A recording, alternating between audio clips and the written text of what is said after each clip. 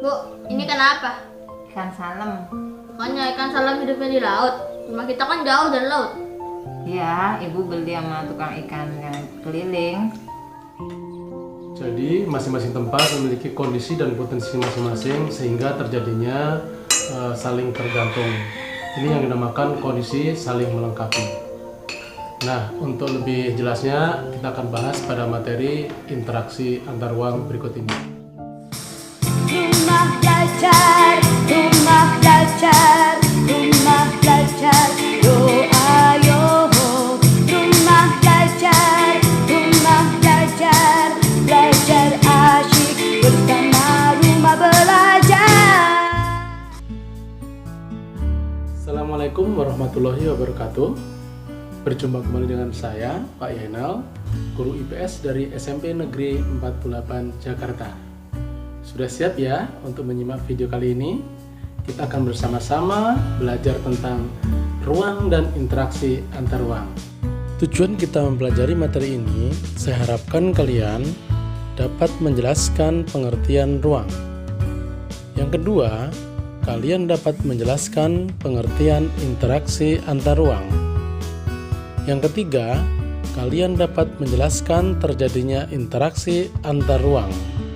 Dan yang keempat, kalian dapat menjelaskan bentuk saling bergantung yang diperlukan terjadinya interaksi antar ruang.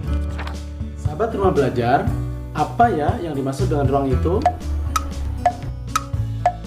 Untuk menjawab pertanyaan tadi, coba kalian perhatikan ilustrasi berikut ini. Ini adalah gambar bumi, dan ini adalah gambar rumah. Ini adalah gambar danau, dan ini adalah gambar hutan. Rumah dihuni oleh manusia, danau dihuni oleh ikan, dan hutan dihuni oleh hewan dan tumbuh-tumbuhan.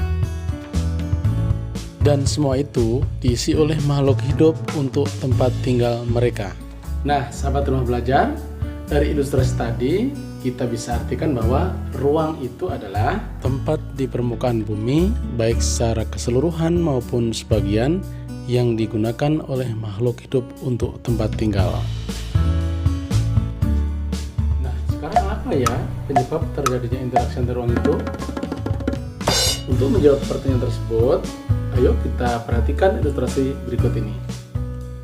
Di sini ada dua wilayah A dan wilayah B.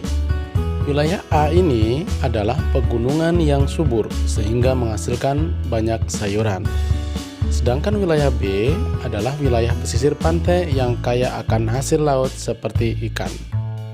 Nah, karena wilayah A menghasilkan sayuran dan tentunya akan kekurangan ikan. Sedangkan wilayah B yang menghasilkan ikan tentunya akan mengalami kekurangan sayuran. Nah, untuk melengkapi kekurangan mereka, akan terjadi interaksi atau hubungan timbal balik untuk memenuhi kebutuhan mereka. Interaksi ini terjadi karena ada perbedaan karakteristik tanah ataupun suhu di wilayah tersebut. Interaksi keduanya ini terjadi karena adanya kondisi saling bergantung antara satu dengan yang lainnya. Apa saja ya kondisi saling bergantung yang diperlukan untuk terjadi interaksi antar ruang? Yang pertama adalah saling melengkapi. Yang kedua, kesempatan antara. Dan yang ketiga, kemudahan transfer. Yang pertama, saling melengkapi. Di sini ada dua wilayah A dan wilayah B. Wilayah A surplus sayuran dan membutuhkan ikan. Sedangkan wilayah B surplus ikan dan membutuhkan sayuran. Kedua wilayah ini saling membutuhkan dan saling melengkapi satu sama lainnya. Yang kedua, kesempatan antara.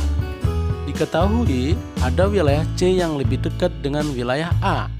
Wilayah C ini surplus ikan dan membutuhkan sayuran.